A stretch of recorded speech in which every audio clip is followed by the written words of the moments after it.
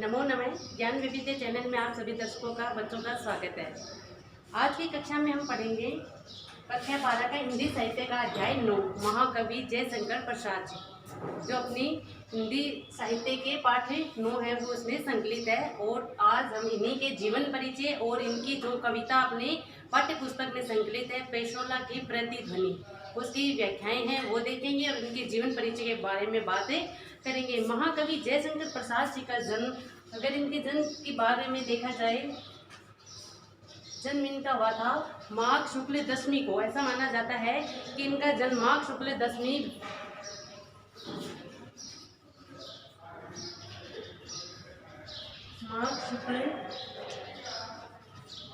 को हुआ था। विक्रम संवत की बात की जाए तो विक्रम संवत की बात की जाए तो 1946 में हुआ था। अगर सन संवत की बात की जाए, सन की बात की जाए तो इनका जन्म है वो 30 जनवरी 1889 को हुआ था। 1800 सन की अगर बात की जाए तो 30 जनवरी 1889 को कहाँ हुआ था? वाराणसी में हुआ था। वाराणसी में सुंगनी साहू परिवार माना जाता था इनका। सुंगनी साहू के नाम से इनका परिवार है वो एक सम्राट परिवार में, एक अच्छे कुल में, एक उच्च कुल में इनका जन्म हुआ माना जाता है। सुंगनी साहू के नाम से इनका परिवार है वो क्या था? प्रसिद्ध था। सुंगनी साहू के नाम से इनका परिवार है वो प्रसिद्ध था। छायावाद के प्रवर्तकों में इनका प्रमुख स्थान, आप सभी जानते होंगे, छायावाद के 4 स्तंभ माने जाते हैं।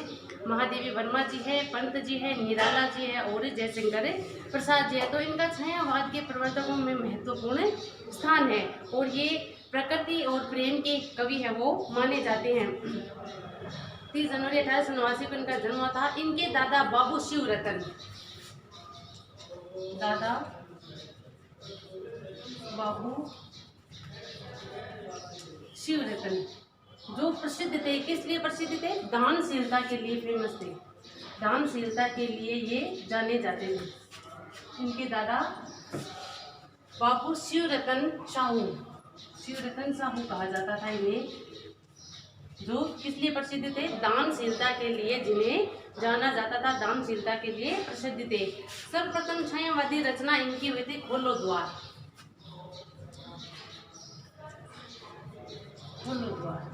ये इनकी प्रथम छायावादी रचना है।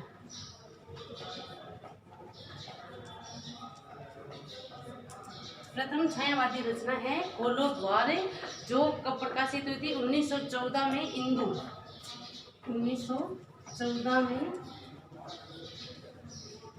इंदु समाचार पत्रिका थी, इंदु पत्रिका में प्रकाशित हुई थी।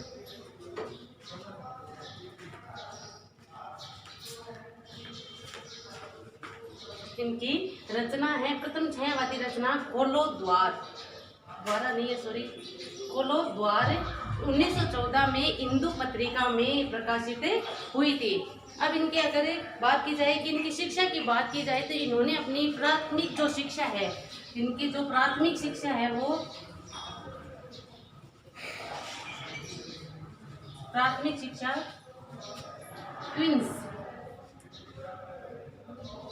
क्वींस कॉलेज में हुई थी। क्वींस कॉलेज में कहाँ तक हुई थी? कक्षा 7 तक इन्होंने की थी। इनकी प्राथमिक शिक्षाओं की अगर बात की जाए तो इनकी जो शिक्षा है, प्राथमिक शिक्षा क्वींस कॉलेज में कक्षा 7 तक इन्होंने अध्ययन किया था। बाद की जो आगे की पढ़ाई है इन्होंने घर पर रहकर ही पढ़ाई की थी, जिसमें हिंदी, उर्दू, बांग्ला, इन सब भाषाओं का इन्होंने ज्ञान है वो अपने घर पर ही लिया था। उर्दू, हिंदी, संस्कृत और अंग्रेजी विषयों का ज्ञान है इन्होंने अपने घर पर रहकर ही किया था। अनेक समस्याओं का इनके सामने, अनेक पारिवारिक समस्याएं हैं वो आती रही है, परिवार की समस्याएं इनके सामने आती रही है, लेकिन उस सब को भी अपने साथ झेलते हुए, उन पारिवारिक समस्याओं का सामना करते हुए इन्होंने अपने स्वाध्याय को है वो जारी रखा था। अपना अध्ययन है वो बीच में नहीं छोड़ा था, अपने अध्याय को जारी रखा था, स्वाध्याय ये करते रहते। प्रसाद जी की मित्रता की अगर बात की जाए तो उस समय के जो प्रसिद्ध कवि और साहित्यकार हुए हैं उनसे इनकी मित्रता थी, जैसे राय कृष्णदास, केदारनाथ पाठक, मैथिली शरण गुप्त जी, पंत जी, प्रेमचंद जी, निराला, महादेवी वर्मा, जिनेंद्र कुमार आदि इनके प्रमुख मित्रों की ही श्रेणी में आते हैं। इन सबसे इनकी गहरी मित्रता थी, बहुत अच्छे संबंध थे, व्यवहारिक संबंध इनके बहुत अच्छे रहे हैं इनसे। प्रसाद जी की प्रतिभा और कौशल के धनी थे। प्रसाद जी की अगर प्रतिभा की बात की जाए तो इनमें प्रतिभा है वो कूट कूट कर भरी हुई थी। अनेक कौशलों के ज्ञाता थे, भूश्रुत जानकारी थी इनको। और ये अंतर्मुखी प्रवृत्ति के कारण परिश्रमी स्वभाव भी इनकी विशेषता रही है। अंतर्मुखी प्रवृत्ति थी और साथ में ये अत्यधिक परिश्रम करने वाले थे। परिश्रमी स्वभाव भी इनके जीवन की एक विशेषता रही है, इनके स्वभाव की एक विशेषता मानी जाती है।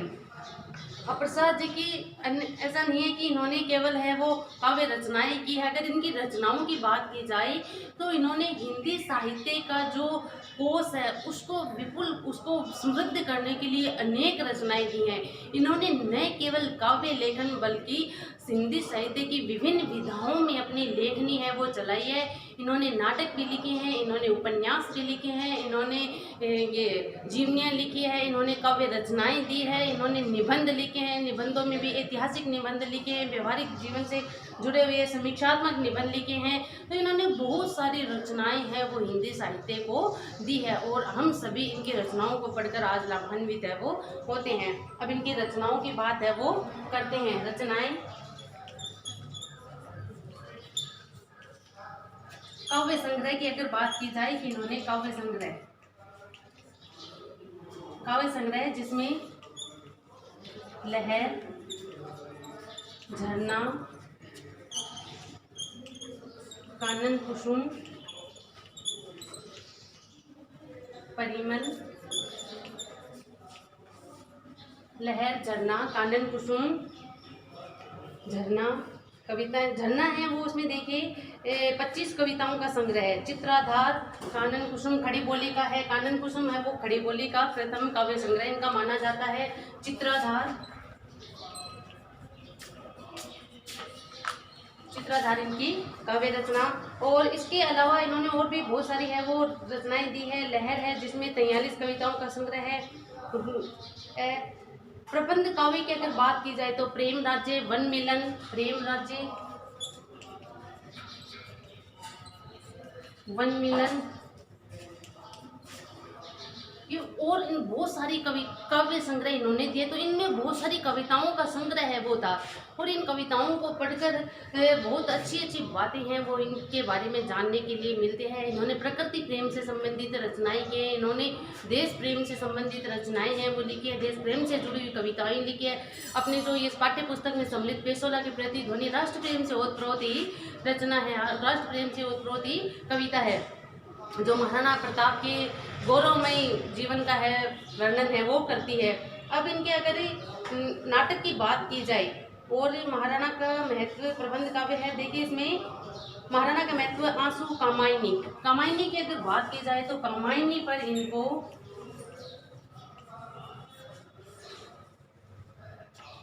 कामायनी इनका महाकाव्य था जिस पर इनको मंगला प्रसाद पारितोषिक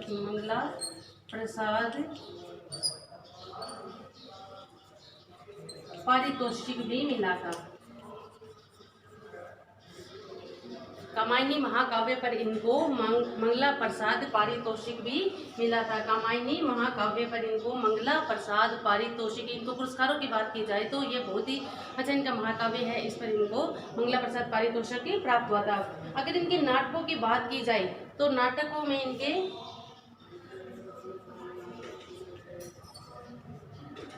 कल्याणी, करुणालय, देखिए करुणालय जो इनका नाटक था, इस नाटक के द्वारा उन्होंने गीति नाट्य की रचना है वो प्रारंभ की थी। गीति नाट्य की शुरुआत है वो करुणालय नाटक से इन्होंने की थी। और इनके नाटक है स्कंदगुप्त है, चंद्रगुप्त है, अजातशत्रु है, स्कंदगुप्त, चंद्रगुप्त, ध्रुव स्वामिनी, ये इनके प्रसिद्ध नाटक है वो। जन्मेजय का नाग ये इनके प्रसिद्ध नाटक है। कामना, एक घूंट, चंद्रगुप्त इनके नाटक है। अगर इनके उपन्यासों की बात की जाए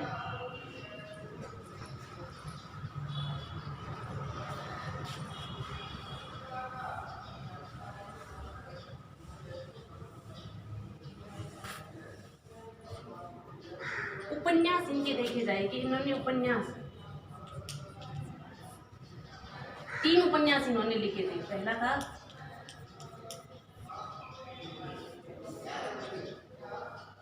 तितली, इरावती, तितली, कंकाल।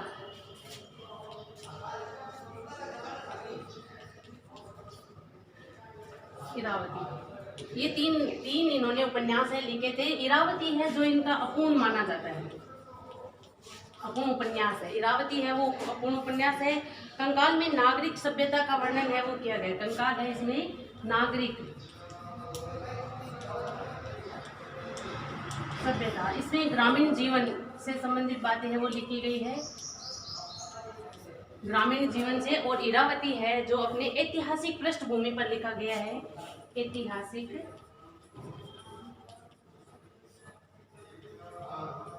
पृष्ठभूमि को ध्यान में रखते हुए लिखा गया है। ये इनका अपूर्ण उपन्यास है वो माना जाता है, अपूर्ण उपन्यास रह गया था।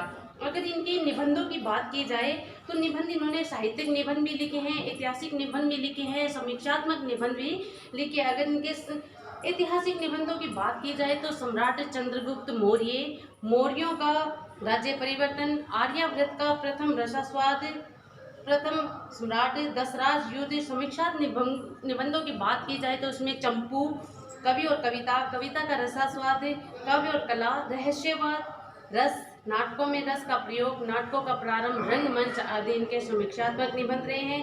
साहित्यिक निबंध अगर देखे जाए तो प्रकृति सौंदर्य, भक्ति, हिंदी साहित्य सम्मेलन, हिंदी साहित्य सम्मेलन, सरोज, हिंदी कविता का विकास, ये इनके साहित्यिक निबंध माने जाते हैं। ऐसे इनकी बहुत सारी रचनाएं हैं, सारी रचनाएं याद रख पाना असंभव है, लेकिन इनकी मुख्य जो रचनाएं हैं इनको हमें याद रखना चाहिए क्योंकि एग्जाम की दृष्टि से भी वो महत्वपूर्ण होती है। अब इनके देखिए छायावाद के प्रणेताओं में इनका प्रमुख स्थान माना जाता है। वो मैंने पहले भी बताया कि छायावाद के प्रवर्तकों में कवि महाकवि जयशंकर प्रसाद जी का नाम है वो आता है।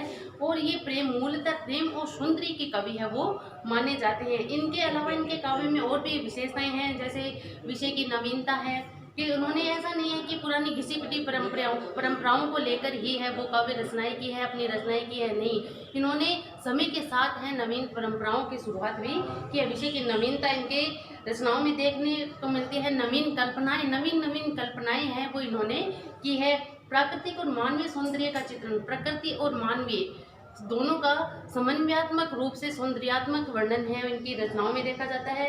लाक्षणिक वक्रता है, भावनाओं का सूक्ष्म से सूक्ष्म चित्रण करना। मनुष्य की भावनाएं हैं, प्रकृति भी भावनात्मक रूप से जुड़ी रहती है, तो इस सब का सूक्ष्म निरीक्षण करके इन्होंने अपनी रचनाओं में इनका वर्णन है वो किया है। रहस्यात्मक आदि छायावादी विशेषताओं से युक्त है।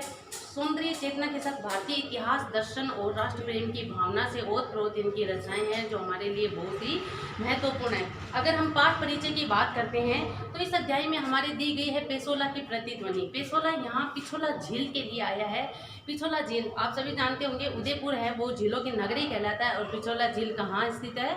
उदयपुर में स्थित है। तो पिछोला झील को लक्ष्य करके कवि कहना चाहता है कि पेसोला प्रतिध्वनि राष्ट्र प्रेम से ओतप्रोत कविता है, काव्य रचना है। और इसमें कवि उदयपुर की पिछोला झील के किनारे बने हुए महाराणा के जो महल है और उनके झील में बने हुए जो प्रतिबिंब है उसके माध्यम से लोगों में पुनः जागृति लाना चाहते हैं, फिर से जागृति लाना चाहते हैं। और कह रहे हैं कि आज भी वो प्रतिध्वनि वहाँ से आ रही है। महाराणा की ओज में जो आवाज़ थी, उनकी गूंज थी, वो आज भी बार बार लोगों को पुकार पुकार कर कह रही है कि इस स्वतंत्र भारत के अस्तित्व को बनाए रखने का भार है वो कौन अपने कंधों पे लेगा, कौन ऐसा व्यक्ति है जो इस जिम्मेदारी को अपने सर पर उठाने के लिए तैयार है। क्या हम सब भारतवासी मिलकर इस महाराणा प्रताप का जो अधूरा स्वप्न रह गया था, अधूरा संकल्प रह गया था, उसे पूर्ण करने में महत्वपूर्ण भूमिका है वो निभा सकते हैं। तो इस प्रकार से महाराणा की प्रतिध्वनि है वो गूंज गूंज कर आ रही है, वापस प्रतिध्वनि तो होकर आ रही है कि वो आज पुकार रही है कि उठो जागो और भारत देश का पुनरुद्धार करने में अपना अहम योगदान है वो दो। अब हम मूल पाठ है वो पढ़ते हैं पेसोला की प्रतिध्वनि। अरुण करुण बिंब वह निर्धूम भस्म रहित ज्वलन पिंड, विकल विवर्तनों से विरल प्रवर्तनों से श्रमित नमित सा पश्चिम के व्योम में है आज निर्वलंब सा, आहुतियां विश्व की अजस्त्र लुटाता रहा, सतत सहस्त्र कर माला से तेज ओज बल जो वदान्यता कदम सा। तो देखिए इसमें कहते हैं कि अरुण, अरुण यानी होता है लाल। यहाँ देखिए पश्चिम दिशा में जो सूर्य है उसका वर्णन कवि करते हैं, कवि प्रसाद जी है, पश्चिम दिशा में जो सूर्य है उसका वर्णन कहते हैं। अब देखिए पश्चिम दिशा में सूर्य जब जाता है तो उसका जो ताप है, उसका जो प्रचंड तेज है वो कैसा हो जाता है, धीमा पड़ जाता है, मंदिम पड़ जाता है, लाल रंग के गोले के समान दिखाई देता है। और इसी को ही माध्यम बनाकर है कवि कहना चाहता है कि महाराणा प्रताप जो थे, जो अपने अंतिम समय में थे, जो कैसे थे, असहाय से हो गए थे, उनका साथ देने वाला कोई भी भारतीय नहीं था। क्योंकि हम सभी जानते हैं कि अपना भारत देश पराधीनता की बेड़ियों में जकड़ा हुआ था। यहाँ की जनता सहमी हुई, डरी हुई, विचलित हुई सी, बेचैन हुई सी रहती थी, कोई भी महाराणा का साथ देने के लिए तैयार नहीं था। तो उसी के तुलनात्मक रूप से कवि प्रसाद है वो बताते हैं कि अरुण करुण बिंब, करुण होता है करुणा जनित या करुणा से भरे हुए भाव से, कि जो सूर्य है वो अरुण अर्थात लाल रंग का है, करुण यानी करुणा जनित है, करुणा के भावों से भरा हुआ है, बिंब यानी बिंब का अर्थ वैसे परछाई होता है, लेकिन यहाँ हम सूर्य का वर्णन कर रहे हैं तो वहाँ गोले के रूप में इसका प्रयोग है वो करेंगे कि सूर्य है वो लाल रंग का करुणा जनित सा और एक बिंब के गोला है वो दिखाई पड़ रहा है। वह निर्धूम, निर्धूम धूम यानी होता है धुआं, और निर्धूम यानी बिना धुआं के, धुआं रहित, वो धुआं रहित, भस्म रहित, उसमें भस्म भी नहीं है, राख भी नहीं है, और ज्वलन पिंड एक जलते हुए पिंड के समान है, वो पश्चिम दिशा के आकाश में दिखाई दे रहा है। विकल विवर्तन, विवर्तन होते हैं चक्कर, और जो कि इस दिन रात के चक्कर में, कि दिन होता है, रात होता है, सूर्य है वो पृथ्वी के चारों ओर चक्कर लगाता हुआ और विरल परिवर्तनों से, और जो परिवर्तन होते रहते हैं, दिन रात का परिवर्तन होता रहता है, समय के साथ परिवर्तन होते रहते हैं, तो उन परिवर्तनों से कैसा हो गया है, नमित, श्रमित यानी होता है थका हुआ, और नमित यानी झुका हुआ। इन्हें बार बार चक्कर लगाने से और बार बार हो रहे परिवर्तनों के कारण ऐसा लग रहा है कि मानो सूर्य है वो कैसा हो गया है, थक गया है, नमित हो गया है, झुक गया है। पश्चिम के व्योम में है आज निर्वलंब सा, निर्वलंब सा मतलब होता है निराधार, कोई आधार नहीं हो, कोई सहारा नहीं हो, कोई लंब नहीं हो। तो ऐसा लग रहा है कि आज पश्चिम के व्योम यानी होता है आकाश, पश्चिम के आकाश में सूर्य है वो कैसा दिखाई दे रहा है, बिना किसी आधार के निर्वलंब सा, लटका हुआ सा दिखाई दे रहा है। तो देखिए इस तरह से, एक तरह से सूर्य का वर्णन करें, दूसरी तरह से इसका दूसरा भाव अगर देखा जाए तो महाराणा प्रताप के जो जीवन का अंतिम समय था उसका वर्णन करते हैं कि महाराणा प्रताप का अंतिम जीवन कैसा था, निराधार था, कोई आधार नहीं, कोई सहारा देने वाला नहीं था, बिल्कुल असहाय से हो गए थे, असहाय था, उनका साथ देने वाला कोई नहीं था। और वो अपनी ये राष्ट्र की जो भावना है, राष्ट्रीय भावना है, अपने देश की स्वतंत्रता है, अपने मेवाड़ को बचाने के लिए उन्होंने बहुत है वो परिश्रम किया था। तो ऐसे लग रहे थे मानो वो थके हुए से हो गए हैं, श्रमित से हो गए हैं, नामित हुए से हो गए हैं, तो ऐसा लग रहा था।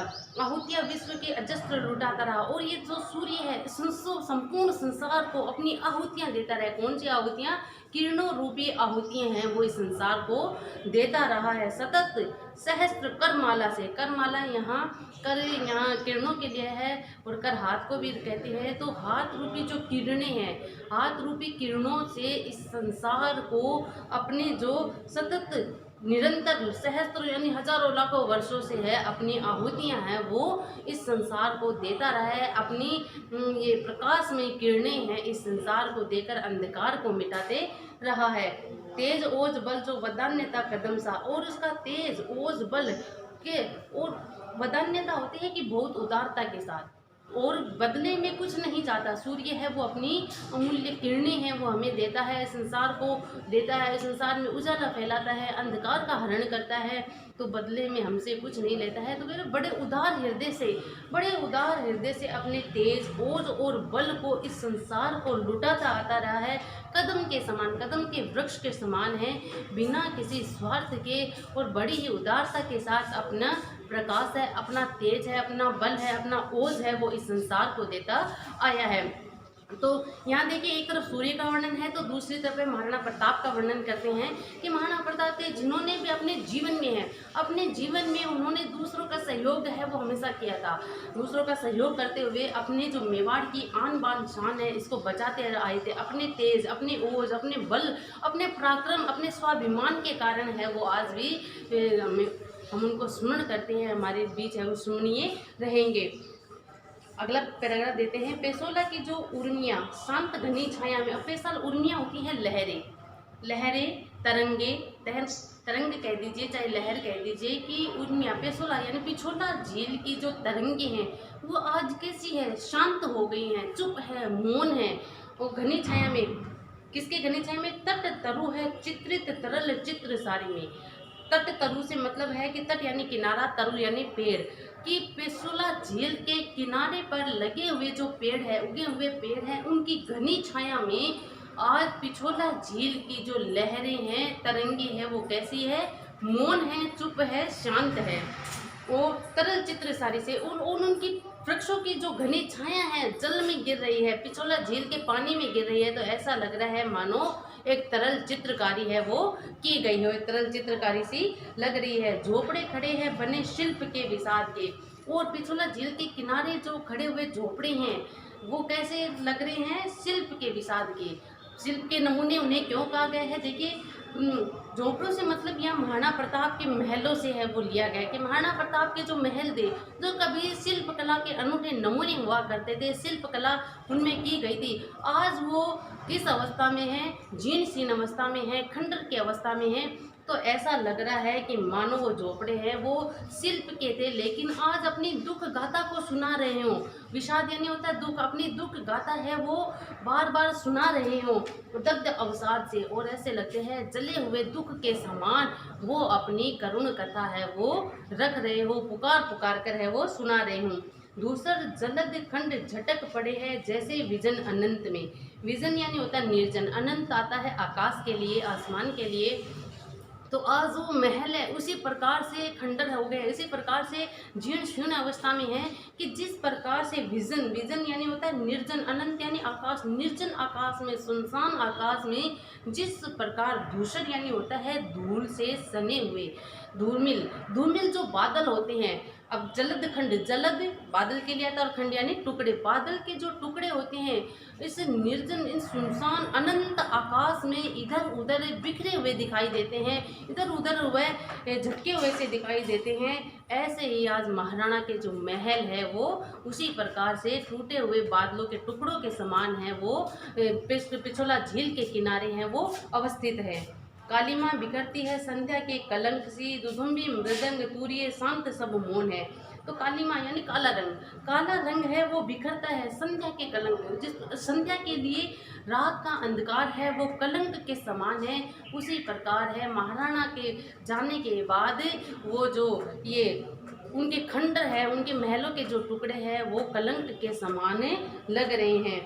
दुदुम्बी मृदंग तूर्य शांत सब मौन है। और एक समय ऐसा जब महाराणा प्रताप थे उस समय दुदुम्बी यानी नगाड़े बजाए जाते थे, जब वो अपने युद्ध कला के लिए जाने जाते थे, अपने रण कौशल के लिए जाने जाते थे, तो जब युद्ध करने के लिए जाते हैं रण क्षेत्र में जाते थे तो नगाड़ों की गूंज सुनाई देती थी, नगाड़े मृदंग बजाए जाते थे, मृदंग बजे थे, तूर्य यानी कि तुनीर है वो बजाए जाते थे। ये तीनों ही हैं जो रण कौशल में जाते समय अपनी वीरता का प्रदर्शन करते समय जब बजाए जाते थे।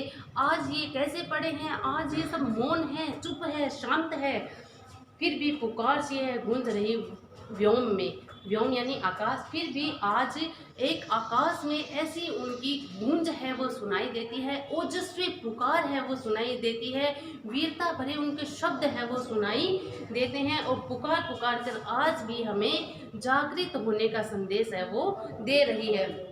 कौन लेगा, और पुकार पुकार के पूछती है, वो जो प्रतिध्वनि आ रही है पिछोला झील के किनारे जो वृक्ष लगे हुए हैं उनसे, लहरों से, तरंगों से, और जो खंडर हुए महलों के जो टुकड़े हैं, जो बचे हुए महल हैं, उनसे पुकार पुकार कर ये आवाज़ आ रही है कि कौन लेगा भार ये, कि आज जो स्वतंत्र भारत है इसकी स्वतंत्रता, इसकी आन बान शान को बनाए रखने का भार है वो कौन लेगा।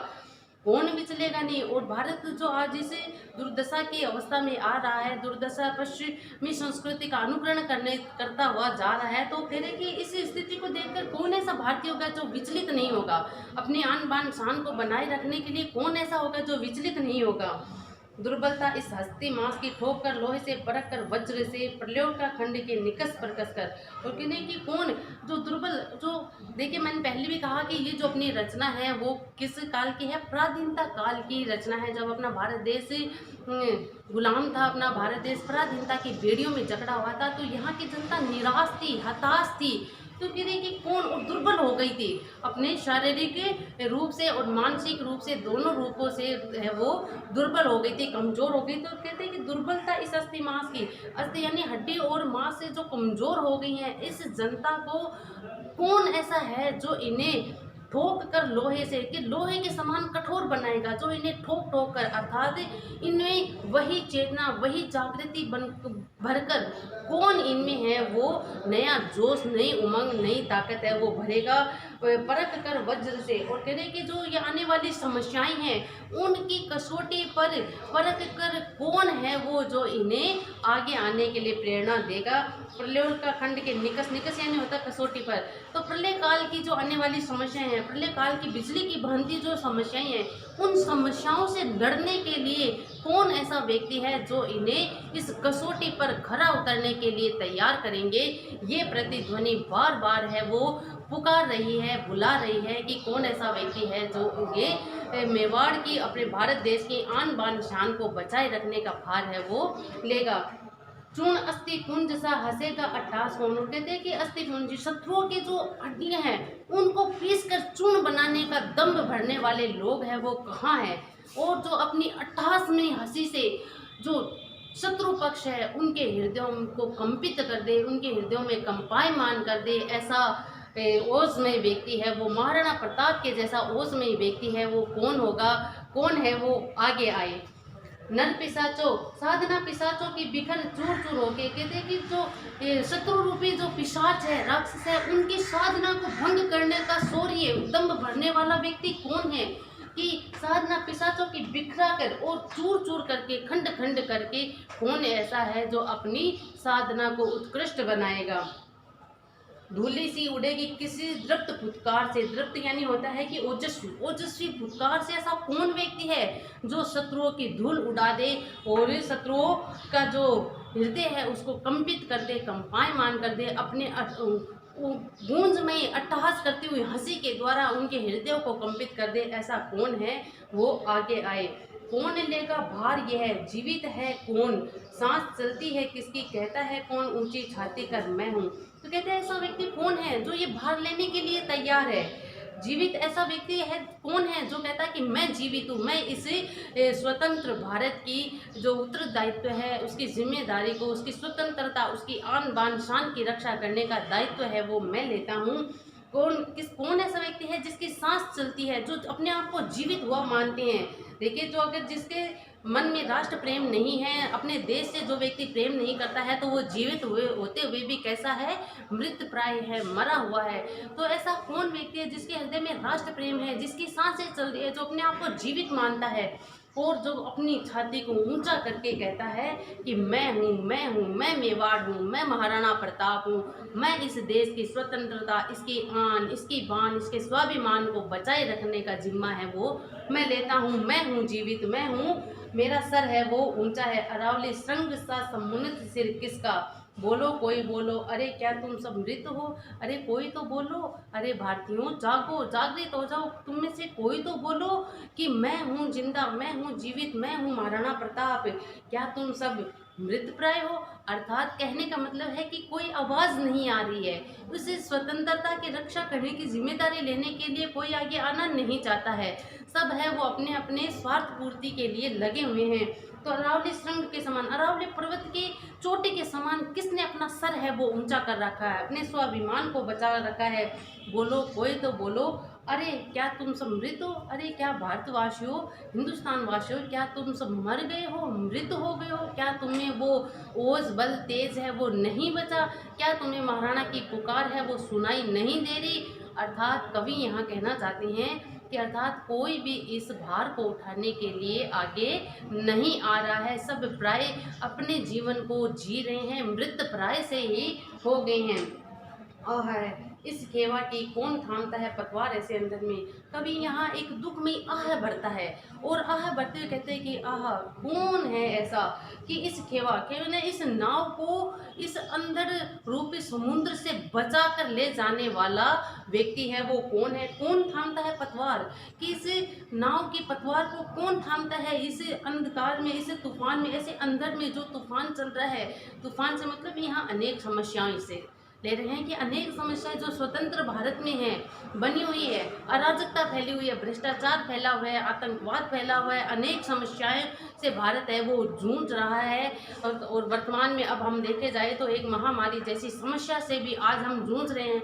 तो कौन ऐसा व्यक्ति है जो इस समस्या भरे, जो तूफान भरे जो वातावरण है, इसमें अपने भारत की स्वतंत्रता, इसकी एकता, इसकी अखंडता, इसके गौरव, इसके त्याग, इसके बलिदान, इसके शौर्य को बचाकर है वो ले जाएगा। कौन इस पतवार को थामने के लिए तैयार है। अंधकार पारावान गहन नियति सा, और कह रहे हैं कि ये गहरा अंधकार है, समस्या रूपी गहरा अंधकार है जो गहराता ही जा रहा है, बढ़ता ही जा रहा है। तो कौन है जो इस पतवार को थामने के लिए तैयार है। उमड़ रहा है ज्योतिहीन क्षुब्ध हो, और कहते हैं कि ये अंधकार है वो उमड़ रहा है, बहुत गहरा हो रहा है, और अधिक गहरा होता जा रहा है, रेखाहीन हो रहा है, ज्योतिहीन, उसमें कोई चमक नहीं है, कोई प्रचंड तेज नहीं है, कोई ताप नहीं है, क्षुब्ध निराश सा होकर है वो प्रकाश है वो फैल रहा है।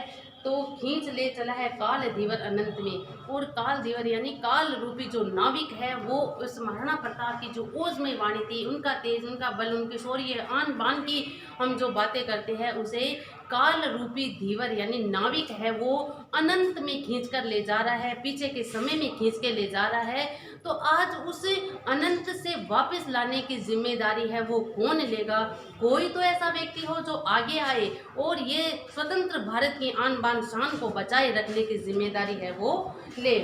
सांस सफरी सी अटकी है किसकी आशा में। सफरी यानी होता है मछली, और सांस कहते हैं कि जिस प्रकार एक मछली की सांस है वो अटकी रहती है, उसी प्रकार आज प्रत्येक भारतवासी की सांस है उस मछली की भांति इसी आशा में अटकी हुई है कि कोई तो आगे आएगा, कोई तो इस भार को उठाने के लिए आगे आएगा, इसी आशा में सांस अटकी हुई है।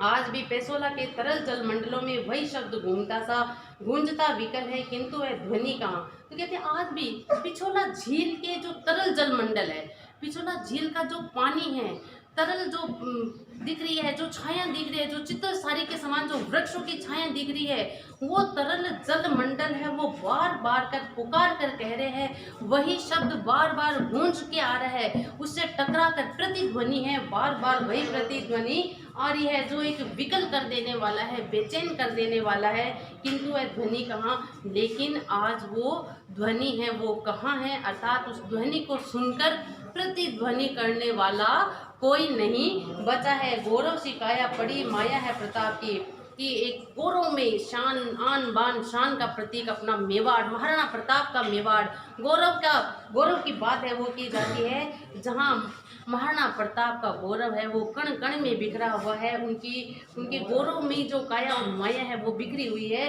लेकिन वही मेवाड़ वही है, पिछोला झील भी वही है, वृक्ष भी वही है, लेकिन क्या आज वो प्रतिध्वनि सुनाई देती है? क्या आज उस गूंज को सुनकर, महाराणा प्रताप की आवाज़ को सुनकर कोई उसका उत्तर देने के लिए, कोई प्रतिध्वनि करने के लिए क्या आगे आ रहा है? किंतु आज वह प्रतिध्वनि है वो सुनाई नहीं देती है, आज वो गूंज है वो नहीं सुनाई देती है, क्योंकि आज सभी भारतवासी हैं वो अपने अपने स्वार्थ पूर्ति के लिए लगे हुए हैं, किसी को भी चिंता नहीं है अपने भारत देश की आन बान शान, अपने इस स्वतंत्रता रूपी जो नाव है इसको अनंत काल तक ले जाने की जिम्मेदारी उठाने वाला आज कोई नहीं बचा है। ये हमने देखो पेशोला की प्रतिध्वनि, इसकी पद व्याख्या है वो हमने की है। उम्मीद करती हूँ आपको बहुत अच्छे से है वो समझ में आई। अब इसके कुछ प्रश्नोत्तर की बात है वो हम कर लेते हैं। पेशोला की प्रतिध्वनि कविता किस काव्य संग्रह से ली गई है? लहर से ली गई है। कवि ने पेशोला झील किसे कहा है? पिछोला झील को कहा है। कविता में गहन नियति सा किसके लिए प्रयुक्त हुआ है? दुर्भाग्य के लिए प्रयुक्त हुआ है। पेशोला झील उदयपुर में स्थित है, अभी बताया था आपको। गौरव शिकायत किसकी पड़ी है? महाराणा प्रताप की पड़ी है। महाराणा प्रताप का गौरव गुण गाता है वो आज मेवाड़ की कण कण में, रज रज में व्याप्त है। सांस आशा में किसकी तरह लटकी हुई है? सांस आशा में मछली की तरह लटकी हुई है। जिस प्रकार मछली की सांस है वो पानी के बिना संभव नहीं है, उसी प्रकार है कि इसे जो स्वतंत्र भारत है उसकी अखंडता एकता को बनाए रखने के लिए इसी आशा में है वो प्रत्येक भारतवासी की सांस है वो मछली की सांस की भांति अटकी हुई है। कभी लोगों को मृत क्यों माना है? क्योंकि आज लोगों में वो अपना गौरव, वो अपना आत्म स्वाभिमान है वो नहीं रहा है। सभी अपने स्वार्थ पूर्ति के लिए अपने कार्यों में लगे हैं। जिस प्रकार महाराणा प्रताप थे जिन्होंने अपना संपूर्ण जीवन है मेवाड़ की रक्षा के लिए, अपने भारत देश की स्वतंत्रता के लिए है वो मुगलों से संघर्ष करते हुए बिता दिया था। लेकिन आज ऐसा नहीं है। आज महाराणा की गूंज को सुनने वाला कोई नहीं है, उनका उत्तर प्रतिध्वनित करने वाला कोई नहीं है। इसलिए लोग कैसे हो गए हैं? मृत प्राय हो गए हैं। कवि दुर्बलताओं के लिए कसौटी किसे मानता है? कि कवि कहते हैं कि प्राधीनता काल में जनता थी जो हताश हो गई थी, निराश हो गई थी, शारीरिक और मानसिक रूप से जो दुर्बल हो गई थी, कमजोर हो गई थी, उन्हें कसौटी पर कसना है।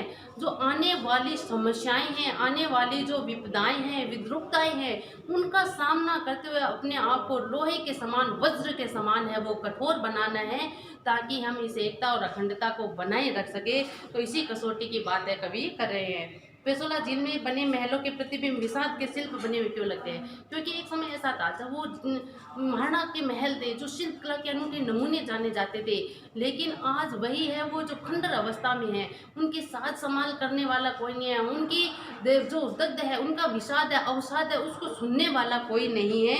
जो केवल और केवल आज अपनी दुखमय गाथा को सुनाते हुए, दुखमय पुकार करते हुए से प्रतीत होते हैं। दुदुम्बी मृदंग तुरीय शांत सब मौन है, फिर भी पुकार सी गूंज रही में पंक्तियों का से कि देखिए ये जो दुदुम्बी है, मृदंग तुरीय है, ये रण कौशल के लिए, ओजतापूर्ण कार्य करने के लिए, वीर कार्य करते हैं उस समय बजाए जाने वाले वाद्य यंत्र है। लेकिन आज ये सब मौन है क्योंकि न आज ओज है, न स्वाभिमान बचा है, न राष्ट्रीय चेतना बची है, न राष्ट्र प्रेम बचा है। तो वही कह रहे हैं कि आज ये सब मौन है। एक समय ऐसा था जब महाराणा प्रताप है वो अपनी संपूर्ण जनता में, अपनी प्रजा में ओज, तेज, बल का आह्वान है वो करते रहते थे, उनमें ओज भरते रहते थे, उनमें राष्ट्र प्रेम की भावनाएं भरते रहते थे। लेकिन आज ये सब है वो कैसे है?